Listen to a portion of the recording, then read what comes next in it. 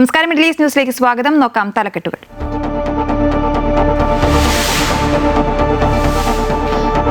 ഹോർമുസിൽ പുതിയ അധ്യായം തുറക്കുമെന്ന് ഇറാൻ പരമോന്നത നേതാവ്. അമേരിക്ക പരാജയപ്പെട്ടെന്നും മുജ്തബ ഖമേനി. ഇറാനിലെ US ഉപരോധം തുടരുന്നു. അന്താരാഷ്ട്ര വിപണിയിൽ ബ്രെന്റ് ക്രൂഡ് ഓയിൽ വില ബാരലിന് $120 ഇറാൻ യുദ്ധത്തിനായി അമേരിക്ക ചിലവാക്കിയത് $25 ബില്യൺ എന്ന കണക്കുകൾ. എന്ത് വില കൊടുത്തും ആണവായുധ നിർമ്മാണം തടയുമെന്ന് അമേരിക്ക.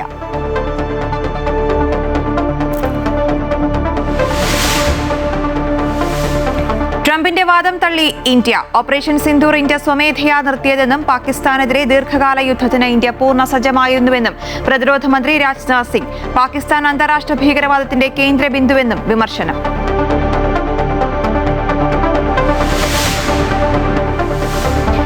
എക്സിറ്റ് പോളിൽ അവകാശവാദവുമായി മുന്നണികൾ. എക്സിറ്റ് പോളിനേക്കാൾ സീറ്റുകൾ കിട്ടുമെന്ന് കോൺഗ്രസ് നേതാക്കൾ. സംസ്ഥാനത്ത് ഭരണവിരുദ്ധ വികാരമില്ലെന്നും മുഖ്യമന്ത്രിയാകാൻ യോഗ്യത പിണറായി വിജയനെന്നും MV ഗോവിന്ദൻ. VD സതീശന് ലഭിക്കുന്ന പിന്തുണ ജനങ്ങളുടെ അഭിപ്രായമെന്ന് പാണക്കാട് സാദിഖലി ശിഹാബ് തങ്ങൾ. UDF അധികാരത്തിൽ വന്നാൽ ഭരിക്കുന്നത് ലീഗായിരിക്കുമെന്നും മാറാട് ആവർത്തിക്കുമെന്നും വെള്ളാപ്പള്ളി.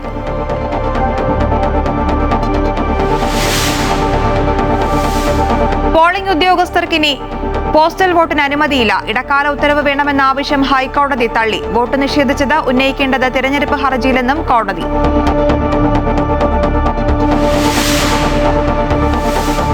ഗൾഫ് മേഖലയിലേക്കുള്ള സർവീസുകൾ വർദ്ധിപ്പിച്ച air India express. UAE, Oman, Saudi Arabia എന്നിവിടങ്ങളിലേക്ക് കൂടുതൽ വിമാന സർവീസുകൾ നടത്തും. ഖത്തർ, ബഹ്റൈൻ എന്നിവിടങ്ങളിലേക്കുള്ള സർവീസ് പുനരാരംഭിച്ചു. കേരളത്തിൽ നിന്നും UAEയിലെ വിവിധ എമിറേറ്റുകളിലേക്ക് സർവീസ്.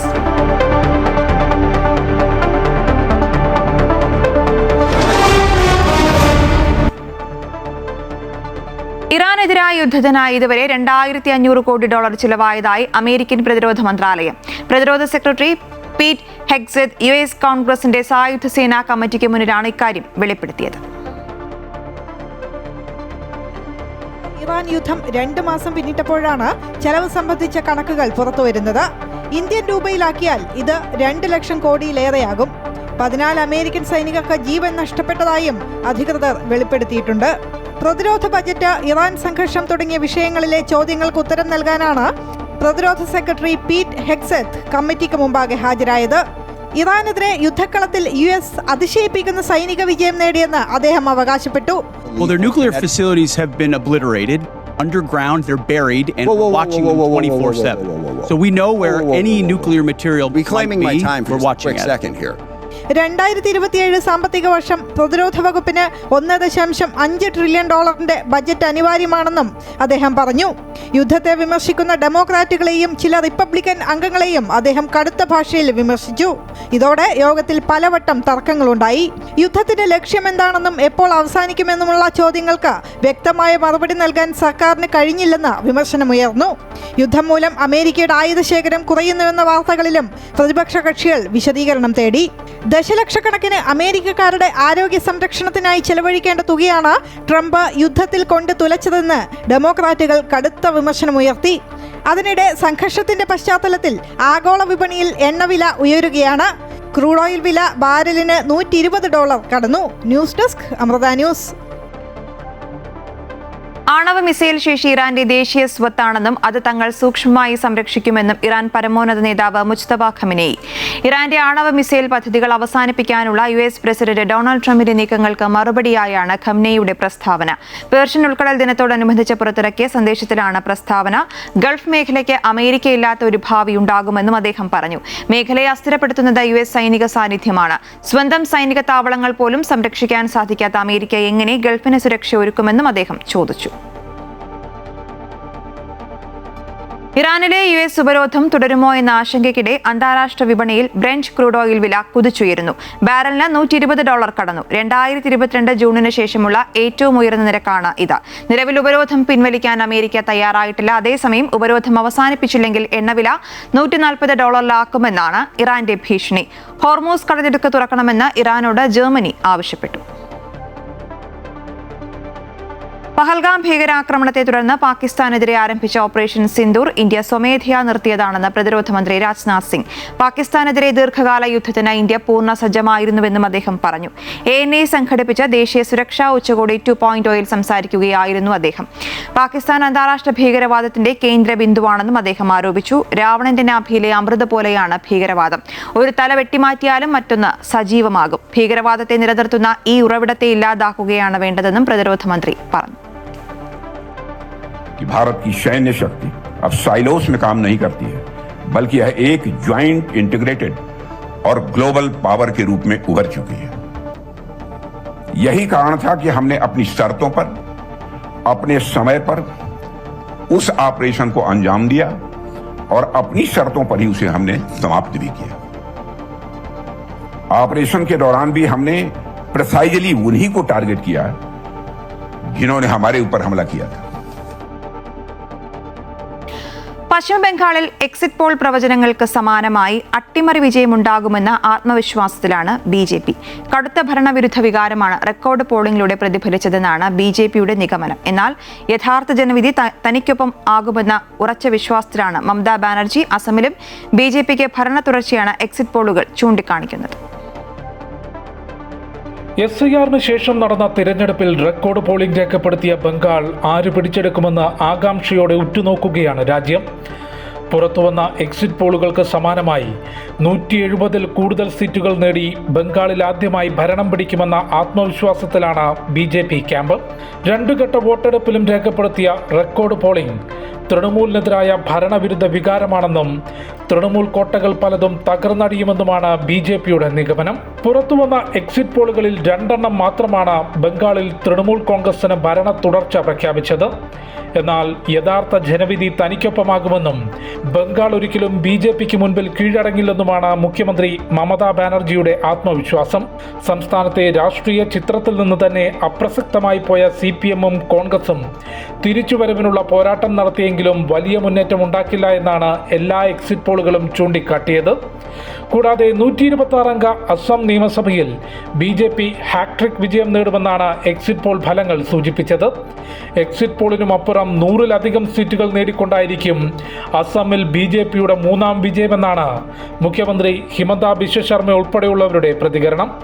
ദീർഘകാലം അസം ഭരിച്ചിരുന്ന കോൺഗ്രസിന് 30-ൽ കൂടുതൽ സീറ്റുകൾ നേടാനാകില്ലെന്നും പ്രവചനമുണ്ട്. സ്വതന്ത്ര ഭാരതത്തിലെ നിയമസഭാ തെരഞ്ഞെടുപ്പ് ചരിത്രത്തിൽ റെക്കോർഡ് പോളിംഗ് രേഖപ്പെടുത്തിയ ബംഗാളിൽ BJP അട്ടിമറി വിജയം നേടുമോ എന്നാണ് ദേശീയ രാഷ്ട്രീയത്തിലെ ചൂടുപിടിച്ച ചർച്ച. ദീദി മോദി പോരാട്ടം നടന്ന മണ്ണിൽ എക്സിറ്റ് പോളുകൾ BJPക്ക് മുൻതൂക്കം നൽകുമ്പോഴും ജനങ്ങൾ കൈവിടില്ലെന്ന ആത്മവിശ്വാസത്തിലാണ് മമതാ ബാനർജി. ഡൽഹിയിൽ നിന്നും Jishnu Krishnan, Amrita news. Exit poll ഫലങ്ങളെ പൂർണ്ണമായും തള്ളിക്കളയുകയാണ് LDF കൺവീനർ TP രാമകൃഷ്ണൻ. മുൻകാലങ്ങളിൽ തെറ്റിപ്പോയ ഫലങ്ങൾ ചൂണ്ടിക്കാട്ടിയാണ് LDF എക്സിറ്റ് ഫലങ്ങളെ തള്ളുന്നത്. അതേസമയം കോഴിക്കോട് ജില്ല തൂത്തുവാരുമെന്നാണ് DCC അധ്യക്ഷൻ K പ്രവീൺകുമാർ പറയുന്നത്. താൻ തോറ്റാൽ മൊട്ടയടിക്കുമെന്ന് പറഞ്ഞ PV അൻവർ റിയാസിനെ വെല്ലുവിളിക്കുകയും ചെയ്യുന്നുണ്ട്. എക്സിറ്റ് പോൾ ഫലങ്ങളിൽ ഒട്ടും അമ്പരപ്പില്ലാതെയാണ് LDF നേതൃത്വം പ്രതികരിക്കുന്നത്. കരുതലോടെയായിരുന്നു നേതാക്കളുടെ പ്രതികരണങ്ങൾ. എക്സിറ്റ് പോൾ ഫലങ്ങളിൽ വസ്തുതാവിരുദ്ധമായ കാര്യങ്ങളാണ് ഉള്ളതെന്ന് LDF കൺവീനർ TP രാമകൃഷ്ണൻ പറഞ്ഞു. ന്യൂനപക്ഷ ഏകീകരണം ഉണ്ടായോ എന്ന് ഈ ഘട്ടത്തിൽ പറയാനാവില്ല. കോൺഗ്രസിൽ നടക്കുന്ന മുഖ്യമന്ത്രി ചർച്ച നിലവിലെ ജനാധിപത്യത്തെ അപഹസിക്കുന്നതാണ്. 90 സീറ്റ് വരെ കിട്ടുമെന്നത് MV ഗോവിന്ദന്റെ വിലയിരുത്തലാണ്. എത്ര സീറ്റ് കിട്ടുമെന്ന കണക്കിലേക്ക് ഇടതുപക്ഷ ജനാധിപത്യ മുന്നണി എത്തിയിട്ടില്ലെന്നും അദ്ദേഹം പറഞ്ഞു. എത്ര സീറ്റ് എന്ന് പറയുന്നത് ഒരിക്കൽ CPM-ന്റെ സംസ്ഥാന സെക്രട്ടറി ഗോവിന്ദ മാഷ് പറഞ്ഞത് 90 സീറ്റിലധികം കിട്ടും. അത് അദ്ദേഹത്തിൻ്റെ ഒരു വിശകലനമാണ്. കണക്ക് അത് പാർട്ടിക്കകത്തുള്ളതല്ലേ. ആ പരിശോധന പാർട്ടിക്കകത്ത് മാത്രമാണ്, അത് പുറത്ത് പറയുന്ന പരിശോധനയല്ല. ആ പരിശോധനയൊക്കെ ഞങ്ങൾ മനസ്സിലുണ്ട്, നിങ്ങൾ കൂട്ടിക്കൂടി. അതുകൊണ്ട് എക്സിറ്റ് പോൾ ഫലങ്ങളെ പൂർണ്ണമായും തള്ളിക്കളയുകയാണെന്ന് CPM കോഴിക്കോട് ജില്ലാ സെക്രട്ടറി M മെഹബൂബും പ്രതികരിച്ചു. കഴിഞ്ഞ 2 തെരഞ്ഞെടുപ്പിനകത്തും എക്സിറ്റ് പോൾ പറഞ്ഞതൊന്നും ഫലപ്രഖ്യാപനത്തിൽ നമുക്ക് കാണാൻ കഴിഞ്ഞിട്ടില്ല. പേരാമ്പ്ര മെറ്റീരിയൽ റൂം തുറന്നതുമായി ബന്ധപ്പെട്ട വിവാദത്തിൽ ഹൈക്കോടതി ഇടപെടലിലൂടെ തിരഞ്ഞെടുപ്പ് കമ്മീഷനുമായി വീഡിയോ കോൺഫറൻസിന് അവസരമൊരുങ്ങിയെന്ന് പറഞ്ഞ DCC അധ്യക്ഷൻ കൗണ്ടിംഗ് സമയത്ത് ആവശ്യമെങ്കിൽ VVPAT എണ്ണാൻ ആവശ്യപ്പെടുമെന്നും കൂട്ടിച്ചേർത്തു. എക്സിറ്റ് പോൾ ഫലങ്ങളുടെ അപ്പുറത്തായിരിക്കും ജനവിധിയെന്നും പ്രവീൺ കുമാർ. എക്സിറ്റ് പോളിൽ കോഴിക്കോടിൽ 9 മുതൽ 11 വരെ സീറ്റുകളാണ് പ്രവഹിച്ചത്. ആ ഏജൻസിയോട് നന്ദിയുണ്ട്. പക്ഷേ യാഥാർത്ഥ്യം അതുക്കും മേലെയുണ്ട്. അതേസമയം അനൗൺസ്മെന്റ് വിവാദവുമായി ബന്ധപ്പെട്ട് റിട്ടേണിംഗ് ഓഫീസർക്ക് മുമ്പാകെ ഹാജരായി ടി.പി. രാമകൃഷ്ണൻ വിശദീകരണം നൽകി. ബേപ്പൂരിൽ പരാജയപ്പെട്ടാൽ തലമൊട്ടയടിച്ച് കാതിൽ കമ്മലിട്ട് കിഡ്സൺ കോർണർ മുതൽ മിഠായി തെരുവ് വഴി റെയിൽവേ സ്റ്റേഷൻ വരെ നടക്കുമെന്ന് പി.വി. അൻവർ പ്രതികരിച്ചു. തോറ്റാൽ മുഹമ്മദ് റിയാസ് തലയെങ്കിലും മൊട്ടയടിക്കുമോ എന്ന് വെല്ലുവിളിക്കുകയാണ് പി.വി. അൻവർ. മൊട്ടയടിച്ച് കാതിൽ 2 കമ്മലുമിട്ട് കിഡ്സൺ കോർണറിൽ നിന്ന് ആരംഭിച്ച് മിഠായി തെരുവിലൂടെ കോഴിക്കോട് റെയിൽവേ സ്റ്റേഷൻ വരെ പോകാൻ തയ്യാറാണ്. മുഹമ്മദ് റിയാസ് കമ്മലിടണ്ട, മൊട്ടടിക്കാൻ തയ്യാറുണ്ടോ? എക്സിറ്റ് പോൾ ഫലങ്ങളോ മുന്നണികളുടെ കണക്കുകൂട്ടലുകളോ ഏതാകും ശരിയാവുക എന്നറിയാനുള്ള കാത്തിരിപ്പിലാണ് രാഷ്ട്രീയ നിരീക്ഷകരും ജനങ്ങളും. അമൃത ന്യൂസ്, കോഴിക്കോട്. വി.ഡി. സതീശനെ പിന്തുണച്ച് മുസ്ലിം ലീഗ്. സതീശന് ലഭിക്കുന്ന പിന്തുണ ജനങ്ങളുടെ അഭിപ്രായമാണെന്നാണ് മനസ്സിലാക്കേണ്ടതെന്ന് മുസ്ലിം ലീഗ് അധ്യക്ഷൻ പാണക്കാട് സാദിഖ് അലി ശിഹാബ് തങ്ങൾ പറഞ്ഞു. എക്സിറ്റ് പോളുകൾ വലിയ ആത്മവിശ്വാസം നൽകുന്നതാണെന്നും അദ്ദേഹം കൂട്ടിച്ചേർത്തു. അതെ, അതങ്ങനെ തന്നെയാണല്ലോ. ആളുകൾ ആ രീതിയിൽ വിലയിരുത്തുന്നു. ആളുകളുടെ അഭിപ്രായം അതാണ് എന്നാണ് എനിക്ക് തോന്നുന്നത്. അത് എക്സിറ്റ് പോളിൽ തന്നെയാണല്ലോ വന്നിട്ടുള്ളത്. ആളുകൾ ആ രീതിയിൽ വിധി എഴുതിയിട്ടുണ്ടാവും. അതിപ്പോൾ ഞങ്ങൾ അത് കോൺഗ്രസ് ഹൈക്കമാൻഡാണല്ലോ തീരുമാനിക്കേണ്ടത്. അവർ ജനവികാരത്തൊക്കെ മാനിച്ചുകൊണ്ട് തന്നെ ആയിരിക്കും തീരുമാനങ്ങൾ എടുക്കുക. ഇതിപ്പോൾ ഏതെങ്കിലും ഒരു ഏജൻസിയാണ് പറഞ്ഞിരുന്നതെങ്കിൽ നമ്മളിപ്പോൾ അങ്ങനെ വിശ്വസിക്കേണ്ടിയിരുന്നില്ല. പക്ഷേ ഒരു 8-9ഓളം ഏജൻസികൾ ഒരേ രീതിയിൽ തന്നെയാണ് ഇപ്പോൾ എക്സിറ്റ് പോൾ റിപ്പോർട്ട് ചെയ്തിട്ടുള്ളത്. അപ്പോൾ അതിൽ സത്യം ഉണ്ടാവും എന്ന് തന്നെയാണ് ഞങ്ങളൊക്കെ പ്രതീക്ഷിക്കുന്നത്. പിന്നെ കഴിഞ്ഞ കുറേ കാലമായിട്ട് കഴിഞ്ഞ ലോക്സഭാ തെരഞ്ഞെടുപ്പിൻ്റെ ആ ഫലം തന്നെ കേരളത്തിൽ ഒരു ഭരണവിരുദ്ധ വികാരം അന്ന് മുതലേ തന്നെ ഉണ്ട്. അതുപോലെ ത്രിതല പഞ്ചായത്ത് തിരഞ്ഞെടുപ്പിലും അത് വ്യക്തമായി. തെരഞ്ഞെടുപ്പ് സർവേ ഫലത്തിൽ പ്രതികരിച്ച SNDP യോഗം general secretary Vellappally Natesan. Survey ഫലം എപ്പോഴും ശരിയാകണമെന്നില്ല. UDF ജയിച്ചാൽ ലീഗായിരിക്കും ഭരിക്കുന്നത്. അങ്ങനെയെങ്കിൽ മാറാട് ആവർത്തിക്കുമെന്നും SNDP യോഗം ജനറൽ സെക്രട്ടറി വെള്ളാപ്പള്ളി നടേശൻ കുറ്റപ്പെടുത്തി. 4-ാം തീയതി വരെ കാത്തിരിക്കാം. LDF പാവപ്പെട്ടവർക്ക് ഒരുപാട് സഹായം ചെയ്തിട്ടുണ്ട്. ചെറിയ ഭൂരിപക്ഷത്തിലെങ്കിലും പിണറായി വരുമെന്നാണ് ആഗ്രഹം. കോൺഗ്രസ് മുഖ്യമന്ത്രി ആരാകണമെന്ന് ലീഗ് പറയരുതായിരുന്നു. UDF വന്നാൽ എന്ത് സംഭവിക്കുമെന്നതിന്റെ തെളിവാണിതെന്നും വെള്ളാപ്പള്ളി പറഞ്ഞു. ഈ സർവേ ഫലം എല്ലായ്പ്പോഴും ശരിയാകണമെന്നില്ല. അതിൽ തെറ്റായും സംഭവിച്ചിട്ടുണ്ട്. ഞാൻ കണക്കുകൂട്ടുന്നത് ഒരു ചെറിയ ഭൂരിപക്ഷത്തിലെങ്കിലും പിണറായി ഗവൺമെന്റ് വരുമെന്നാണ്. പക്ഷെ എൻ്റെ ആഗ്രഹമായിരിക്കാം. തെറ്റാകാം, ശരിയാകാം. അതിപ്പോൾ ലീഗിന്റെ വക്താവായിട്ടാണല്ലോ സതീശൻ നിൽക്കുന്നത്. അതുകൊണ്ട് സതീശന് എപ്പോഴും ഇത്തരം തമിഴ്നാട്ടിൽ അധികാര തുടർച്ചയുണ്ടാകുമെന്ന് ഭൂരിപക്ഷം എക്സിറ്റ് പോൾ ഫലങ്ങളും പറയുമ്പോൾ അത് DMK സഖ്യത്തിന് ആശ്വാസമാവുകയാണ്.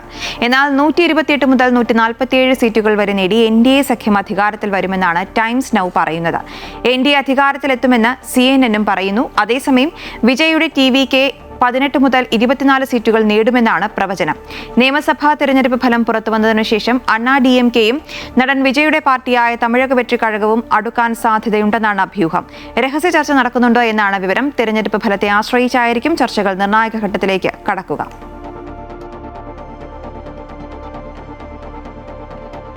സസ്പെൻഷന് പിന്നാലെ സർക്കാരിനെതിരെ ആഞ്ഞടിച്ച ഡോക്ടർ B. അശോക് IAS. സസ്പെൻഷനെ അംഗീകാരമായി കണക്കാക്കുന്നു. കാലാവധി കഴിഞ്ഞ സർക്കാരിന്റെ നടപടിയാണ് സസ്പെൻഷൻ. എല്ലാ തരത്തിലും പരാജയം ഏറ്റുവാങ്ങിയതിന്റെ നാണക്കേട് മറയ്ക്കാനാണ് തനിക്കെതിരെയുള്ള നടപടിയെന്നും അശോക് ആരോപിച്ചു. കഴിഞ്ഞ 5 വർഷം നടന്നത് എബ്രഹാമിന്റെ അമിതാധികാര പ്രയോഗമാണ്. തുടർഭരണം ഉറപ്പാക്കാൻ IAS കോക്കസ് പ്രവർത്തിച്ചുവെന്നും അദ്ദേഹം ആരോപിച്ചു. ഏപ്രിൽ 9-ാം തീയതി കേരളത്തിലെ വോട്ടർമാരെ ഡിസ്മിസ് ചെയ്ത ഒരു ഗവൺമെന്റിന്റെ സസ്പെൻഷൻ ഉത്തരവാണ്. അപ്പോൾ അത് തൽക്കാലം മേശപ്പുറത്തിരുന്നാൽ മതി. പുതിയ ഗവൺമെൻറ് സത്യപ്രതിജ്ഞ ചെയ്യുന്ന ദിവസം തന്നെ അത് പിൻവലിക്കപ്പെടുമെന്നും സർവീസിൽ റീഇൻസ്റ്റേറ്റ് ചെയ്യപ്പെടുമെന്നും എനിക്ക് മറ്റേതൊരു പൗരനെയും പോലെ കാരണമില്ലാത്ത ഉത്തരവായതുകൊണ്ട് തന്നെ വോയിഡ് അബ് ഇനിഷ്യൂ ആയിട്ട് അത് പിൻവലിക്കപ്പെടുമെന്നും തൽസ്ഥിതി പുനഃസ്ഥാപിക്കപ്പെടും, അതിൻ്റെ മുന്നിലുള്ള സ്ഥിതി പുനഃസ്ഥാപിക്കപ്പെടുമെന്ന് ഉറപ്പുള്ളതുകൊണ്ട് പ്രത്യേകിച്ച് ഒരു നടപടിയും അതിന് ആവശ്യമില്ല. കാലാവധി കഴിഞ്ഞ സർക്കാരിന്റെ ഉത്തരവാണ് നിലവിലുള്ളത്. പോകുന്ന പോക്കിൽ ശത്രുക്കൾക്കെതിരെ വെടിയുതിർത്ത് പോവുക എന്നതാണ് സർക്കാരിന്റെ നിലപാട്. എല്ലാ പോരിലും പരാജയപ്പെട്ട് നാണം കെട്ട പരാജയം ഏറ്റുവാങ്ങിയതിൻ്റെ ക്ഷീണം തീർക്കാനായിട്ട് ഞാൻ സാമൂഹ്യ മാധ്യമങ്ങളിൽ ഇടപെടൽ നടത്തി എന്നൊരു ഗ്രൗണ്ട് ഉണ്ടാക്കിയിട്ട് ഇന്നലെ ഉച്ചയ്ക്ക് 4 മണിയോട് കൂടിയിട്ട് എനിക്കൊരു സസ്പെൻഷൻ ഓർഡർ തരികയാണുള്ളത്. 2ാം പിണറായി സർക്കാരിന്റെ പ്രവർത്തനങ്ങളെല്ലാം താളം തെറ്റി. വിരമിച്ച ഉദ്യോഗസ്ഥരെ നിയമിച്ചതിലും വിമർശനമുണ്ട്. വളരെ കൂടുതൽ അന്വേഷണവും വളരെ കൂടുതൽ ഇൻവെസ്റ്റിഗേഷൻസും ആവശ്യമുള്ള ഒട്ടേറെ ക്രമക്കേടുകളുടെ നീണ്ട നിരകൾ തന്നെ ഞാൻ ഈ പരാമർശിച്ച സ്ഥാപനങ്ങളെല്ലാം വന്നിട്ടുണ്ട്. അത് ഇന്നത്തെ ദിവസം അതിലേക്ക് കടക്കുന്നത് അനവസരത്തിലാണ്. കാരണം ഞാനൊരു പ്രതികാര ബുദ്ധിയോടുകൂടി പെരുമാറുകയാണ് എന്ന് പറഞ്ഞേക്കാം. അത് അതിൻ്റെ സമയത്ത് വിസിറ്റ് ചെയ്യേണ്ട ഒരു വിഷയമാണ്. കിഫ്ബി സിഇഒ KM എബ്രഹാമിന്റെ അമിതാധികാര പ്രയോഗത്തിനെയും തുറന്നുകാട്ടി ബി അശോക്. ശ്രീ KM എബ്രഹാം മന്ത്രി പദവി കൂടി അസ്യൂം ചെയ്തതിന് ശേഷം സംസ്ഥാന ഗവൺമെൻറ്റിലെ രണ്ടാമനായിട്ടാണ് പ്രവർത്തിക്കുന്നത്. സംസ്ഥാന ധനകാര്യ വകുപ്പിനെ മറികടന്ന് നിരവധി അവസരങ്ങളിൽ അദ്ദേഹം ഉദ്യോഗസ്ഥർക്കും മറ്റ് മന്ത്രിമാർക്കും വരെ നിർദ്ദേശങ്ങൾ കൊടുക്കുന്നുണ്ട്. 5000-6000 കോടി ഒരു വർഷം വായ്പയായിട്ടും ഗ്രാൻഡായിട്ടും കിഫ്ബിക്ക് ലഭ്യമാവുന്നു. ഏകദേശം 40,000 കോടി രൂപയോളം ഏതൊരു വകുപ്പിനേക്കാളും വലുതാണ് കിഫ്ബിയുടെ ധനവിനിയോഗം. അപ്പോൾ ഇത് കയ്യിൽ വരികയും കിഫ്ബി സർക്കാരിനേക്കാൾ ശക്തമായൊരു സ്ഥാപനമാണെന്ന് വരികയും ചെയ്തതോടുകൂടി എങ്ങനെയത് പറയണമെന്ന് എനിക്കറിയില്ല, പക്ഷേ സർക്കാരിലെ ഒരു ഭരണഘടനാ ബാഹ്യ അധികാര കേന്ദ്രമായിട്ട് അദ്ദേഹം വളർന്നിട്ടുണ്ട്. കിഫ്ബി, വയനാട് പുനരധിവാസം തുടങ്ങിയവയിലെ ഫണ്ട് വിനിയോഗം പരിശോധിക്കണമെന്നും IAS ഉദ്യോഗസ്ഥരോടുള്ള അടിമനോഭാവം മാറുന്നതുവരെ പോരാട്ടം തുടരുമെന്നും അദ്ദേഹം വ്യക്തമാക്കി. അമൃത ന്യൂസ്, തിരുവനന്തപുരം. ഗൾഫ് മേഖലയിലേക്കുള്ള സർവീസുകൾ എയർ ഇന്ത്യ എക്സ്പ്രസ് വർദ്ധിപ്പിച്ചു. UAE, ഒമാൻ, സൗദി അറേബ്യ എന്നിവിടങ്ങളിലേക്ക് കൂടുതൽ വിമാനങ്ങൾ സർവീസ് നടത്തും.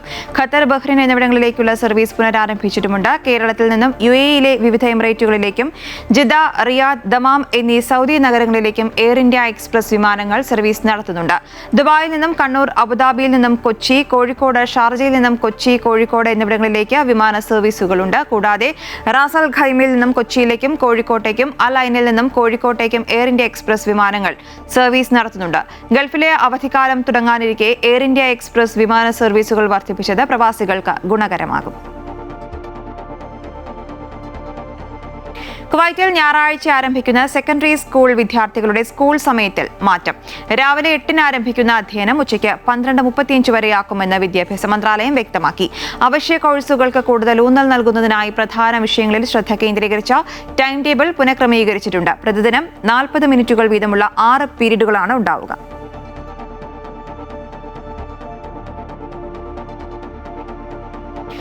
കഴിഞ്ഞ കൊല്ലം ആദ്യപാദത്തെ അപേക്ഷിച്ച് ഈ വർഷം ആദ്യപാദത്തിൽ സൗദി അറേബ്യ 2.8% സാമ്പത്തിക വളർച്ച രേഖപ്പെടുത്തിയതായി ജനറൽ അതോറിറ്റി ഓഫ് സ്റ്റാറ്റിസ്റ്റിക്സ് അറിയിച്ചു.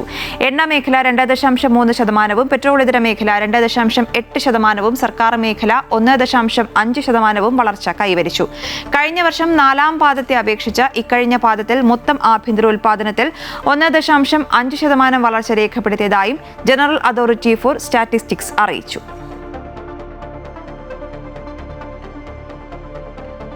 പ്രതിരോധ മേഖലയിലെ ബന്ധം കൂടുതൽ ശക്തമാക്കാനൊരുങ്ങി കുവൈറ്റും ബ്രിട്ടനും. ഇതിന്റെ ഭാഗമായി ബ്രിട്ടീഷ് പ്രതിരോധ മന്ത്രി ലൂക്ക് പൊള്ളാർഡ് കുവൈറ്റിൽ സന്ദർശനം നടത്തി. സുരക്ഷാ വെല്ലുവിളികൾ നേരിടുന്നതിലും പ്രതിരോധ മേഖലയിലെ സഹകരണം ശക്തമാക്കുന്നതിന്റെ ഭാഗമായാണ് സന്ദർശനം. നിലവിലെ സംഘർഷ പശ്ചാത്തലത്തിൽ കുവൈറ്റ് നടത്തുന്ന സമാധാന ശ്രമങ്ങളെയും കുവൈറ്റ് സായുധ സേനയുടെ പ്രൊഫഷണലിസത്തെയും അദ്ദേഹം അഭിനന്ദിച്ചു. ബയാൻ കൊട്ടാരത്തിൽ കുവൈറ്റ് പ്രതിരോധ മന്ത്രി Sheikh Abdullah Ali Abdullah Al Salem Al Sabah, chief of staff lieutenant general Khalid Saad Al Shurain എന്നിവരുമായി ലൂക്ക് പൊള്ളാർഡ് ചർച്ച നടത്തി. പ്രതിരോധ മേഖലയിൽ സഹകരണം ശക്തമാക്കുന്നതിന്റെ ഭാഗമായി ഡ്രോണുകളെയും മിസൈലുകളെയും പ്രതിരോധിക്കാൻ ശേഷിയുള്ള റാപ്പിഡ് അത്യാധുനിക സംവിധാനങ്ങൾ കുവൈത്തിന് നൽകുന്നത് തുടരും. UAEയിൽ മെയ് മാസത്തെ ഇന്ധനവില പ്രഖ്യാപിച്ചു. അന്താരാഷ്ട്ര വിപണിയിൽ എണ്ണവിലയിലുണ്ടായ വർധനവിന്റെ പ്രതിഫലനം UAEയിൽ മെയ് മാസത്തെ ഇന്ധനവിലയിലും പ്രതിഫലിക്കും. ഏപ്രിൽ മാസത്തെ അപേക്ഷിച്ച് പെട്രോൾ വിലയിൽ വർധനവുണ്ട്. മെയ് 1 മുതൽ സൂപ്പർ 98 പെട്രോളിന് ലിറ്ററിന് 3 ദിർഹം 66 ഫിൽസ് ആയിരിക്കും നിരക്ക്. സ്പെഷ്യൽ 95 പെട്രോൾ ലിറ്ററിന് 3 ദിർഹം 55 ഫിൽസ്, E+ പെട്രോളിന് ലിറ്ററിന് 3 ദിർഹം 48 ഫിൽസ് എന്നിങ്ങനെയാണ് മെയ് മാസത്തെ വില. ഡീസൽ വിലയിൽ മാറ്റമില്ല. ആഗോള എണ്ണവിലയുടെ അടിസ്ഥാനത്തിൽ എല്ലാ മാസവും ഇന്ധനവില പുതുക്കി നിശ്ചയിക്കുന്ന രീതിയാണ് UAE പിന്തുടരുന്നത്.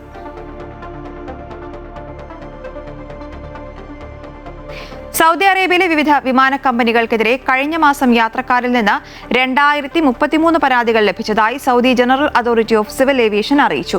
2025 മാർച്ചിൽ ലഭിച്ച 965 പരാതികളെ അപേക്ഷിച്ച് ഇത്തവണ പരാതികളുടെ എണ്ണത്തിൽ വലിയ വർധനവാണ് രേഖപ്പെടുത്തിയിരിക്കുന്നത്.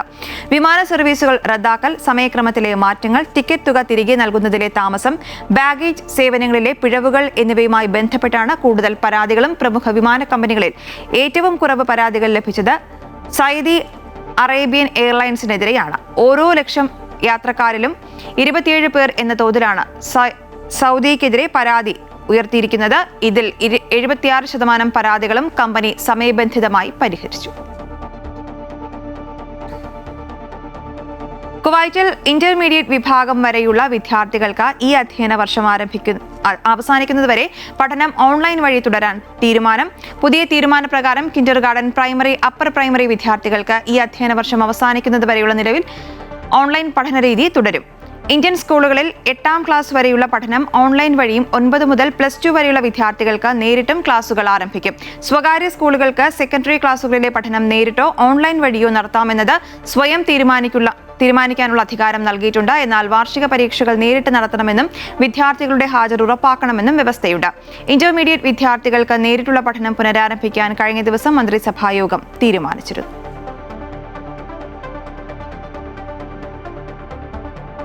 യുഎഇയിലെ മലയാളം റേഡിയോ സ്റ്റേഷനായ റേഡിയോ കേരളം പ്രവാസികൾക്കിടയിൽ സംഘടിപ്പിച്ച ഇലക്ഷൻ ഗാലപ്പ് പോളിൽ UDFന് ഭൂരിപക്ഷം. UDF 95, LDF 43, NDA 2 എന്നിങ്ങനെയാണ് സീറ്റ് പ്രവചനം. മാർച്ച് 23 മുതൽ ഏപ്രിൽ 8 വരെയാണ് വോട്ടിംഗ് സംഘടിപ്പിച്ചത്. 16 ദിവസങ്ങൾക്കിടയിൽ 39,620 പ്രവാസികളാണ് വോട്ടിംഗിൽ പങ്കെടുത്തത്. 2024 ലോക്സഭാ തെരഞ്ഞെടുപ്പ്, നിലമ്പൂർ ഉപതെരഞ്ഞെടുപ്പ്, തദ്ദേശ തെരഞ്ഞെടുപ്പ് എന്നിവയിലെല്ലാം പ്രവാസി ഗാലപ്പ് പോൾ 90%-ലധികം കുറയാത്ത കൃത്യത പുലർത്തിയിരുന്നു. വീടുകളിൽ സുരക്ഷയ്ക്കായി ഉപയോഗിക്കുന്ന CCTV ക്യാമറകൾ ഉൾപ്പെടെയുള്ളവയുടെ സൈബർ സുരക്ഷ ഉറപ്പാക്കണമെന്ന നിർദ്ദേശവുമായി ദുബായ് പോലീസ്. ഇന്റർനെറ്റ് വഴി ബന്ധപ്പെടുത്തിയിരിക്കുന്ന സംവിധാനങ്ങൾ സൈബർ ആക്രമണ സാധ്യത നേരിടുന്നവയാണ്. ഉപകരണങ്ങൾ ഘടിപ്പിച്ചു കഴിഞ്ഞാൽ ഉടൻ തന്നെ ശക്തമായ പാസ്വേഡും കോൺഫിഗറേഷനും ഉറപ്പാക്കണമെന്നും ദുബായ് പോലീസിന്റെ general department of criminal investigation നിർദ്ദേശം നൽകി. അക്ഷരങ്ങൾ, അക്കങ്ങൾ, ചിഹ്നങ്ങൾ എന്നിവ ഉൾപ്പെടുന്ന പാസ്വേഡുകൾ ഉപയോഗിക്കണം. സുരക്ഷയ്ക്കായി ഉപയോഗിക്കുന്ന സംവിധാനങ്ങൾ കൃത്യമായി അപ്ഡേറ്റ് ചെയ്യണമെന്നും ദുബായ് പോലീസ് ഓർമ്മിപ്പിച്ചു. സംശയാസ്പദമായ ലിങ്കുകളോ ആപ്പുകളോ ഉപയോഗിക്കരുതെന്നും നിർദ്ദേശത്തിൽ പറയുന്നു.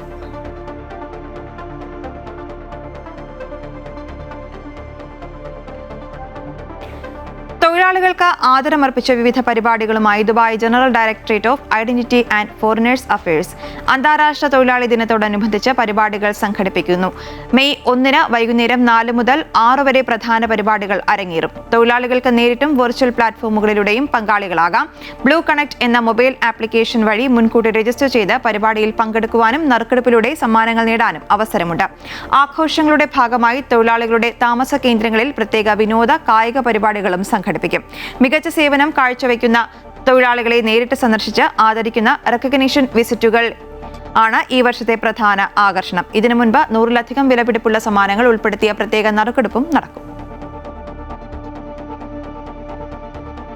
36 വർഷത്തെ പ്രവാസം മതിയാക്കി നാട്ടിലേക്ക് മടങ്ങുന്ന കേളി കലാ സാംസ്കാരിക വേദി ബദ്ഹ അംഗം വി ശശികുമാറിന് യൂണിറ്റ് തലത്തിൽ യാത്രയയപ്പ് നൽകി.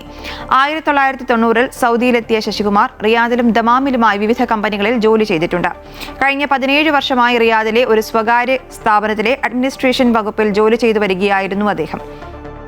ബദ്ഗഹ ലുഹ ഹാളിൽ നടന്ന യാത്രയയപ്പ് യോഗത്തിൽ unit president advocate Ajith Khan അധ്യക്ഷനായി. കേളി മുഖ്യ രക്ഷാധികാരി സെക്രട്ടറി KPM സാദിഖ്, രക്ഷാധികാരി സമിതി അംഗങ്ങളായ പ്രഭാകരൻ കണ്ടത്തോർ, സുരേന്ദ്രൻ കൂട്ടായി എന്നിവർ സംസാരിച്ചു. ബംഗളൂരുവിൽ മതിലിടിഞ്ഞു മരിച്ച സ്മിതയ്ക്കും ലതയ്ക്കും യാത്രാമൊഴിയേകിയ ജന്മനാട്. സ്വദേശമായ പിറവം രാമമംഗലത്ത് ഗ്രാമപഞ്ചായത്ത് ഓഫീസിന് മുന്നിലെ പൊതുദർശന ചടങ്ങിൽ 100-കണക്കിന് ആളുകളാണ് ഇരുവർക്കും അന്തിമോപചാരം അർപ്പിക്കാനെത്തിയത്. കുടുംബശ്രീ അംഗങ്ങൾക്കൊപ്പം വിനോദയാത്രയ്ക്ക് പോയപ്പോഴാണ് സ്മിതയും ലതയും കനത്ത മഴയിൽ മതിലിടിഞ്ഞ് വീണ് മരിച്ചത്. ഇവർക്കൊപ്പമുണ്ടായിരുന്ന മറ്റു 3 പേർ പരിക്കേറ്റ് ചികിത്സയിലാണ്. കുടുംബശ്രീ ജില്ലാ മിഷൻ വിനോദയാത്ര സംഘത്തോടൊപ്പം കഴിഞ്ഞ ദിവസമാണ് രാമമംഗലത്ത് നിന്ന് സ്മിതയും ലതയും ഉൾപ്പെട്ട 6 പേർ ബംഗളൂരുവിലേക്ക് യാത്ര തിരിച്ചത്. വിമാനമാർഗമായിരുന്നു യാത്ര. ശിവാജി നഗറിൽ വെച്ച് കനത്ത മഴയെ തുടർന്ന് ഒരു ഷീറ്റിനിടയിൽ കയറി നിൽക്കുമ്പോൾ ആശുപത്രിയുടെ മതിലിടിഞ്ഞ് സ്മിതയും ലതയും ഉൾപ്പെടെ 7 പേർ മരിച്ചു. വൈകിട്ട് 5:30 അപകടം. ഈ പഞ്ചായത്തിലെ കുടുംബശ്രീയുടെ പ്രധാനപ്പെട്ട പ്രവർത്തകരായിരുന്നു സ്മിതയും ലതയും. അംഗനവാടികൾക്കും അതുപോലെ ഗർഭിണികൾക്കുമൊക്കെ സപ്ലിമെൻ്ററി ഫുഡ് കൊടുക്കുന്ന അമൃതം ന്യൂട്രിമിക്സ് എറണാകുളം ജില്ലയിൽ 10 യൂണിറ്റാണ് അതിൻ്റെ ഉള്ളത്. അതിൽ ഈ രാമമംഗലം പഞ്ചായത്തിലൊരു യൂണിറ്റ് ഉണ്ട്. ആ യൂണിറ്റിലെ ജീവനക്കാരും അതിൻ്റെ ഒരു നടത്തിപ്പുകാരുമായിരുന്നു അവർ.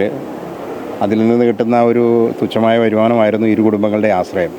ഈ വിമാനത്തിൽ കയറിയിട്ടില്ല എന്നുള്ള ആഗ്രഹത്തിൻ്റെ പുറത്താണ് ഇവരെല്ലാവരും കൂടി ആലോചിച്ച് ബാംഗ്ലൂർക്ക് പോകണമെന്ന് തീരുമാനിച്ചത്. സന്തോഷത്തോടെ യാത്ര പോയവർ ചേതനയേറ്റ് തിരികെ വന്നപ്പോൾ ഒരു നാടാകെ വിതുമ്പി. ദുഃഖം സഹിക്കാനാകാതെ സ്മിതയുടെ ഭർത്താവ് തളർന്നു വീണു. രാമമംഗലം ഗ്രാമപഞ്ചായത്ത് ഓഫീസിന് മുന്നിലായിരുന്നു രണ്ടുപേരുടെയും മൃതദേഹങ്ങൾ പൊതുദർശനത്തിന് വെച്ചത്. നാട്ടുകാരും പൊതുപ്രവർത്തകരും ജനപ്രതിനിധികളുമടക്കം ഇവിടെയെത്തി യാത്രാമൊഴി ചൊല്ലി. ജില്ലാ കളക്ടർ ജി പ്രിയങ്കയും രാമമംഗലം ഗ്രാമപഞ്ചായത്ത് ഹാളിൽ ലതയ്ക്കും സ്മിതയ്ക്കും അന്തിമോപചാരം അർപ്പിച്ചു. അമൃത ന്യൂസ്, കൊച്ചി.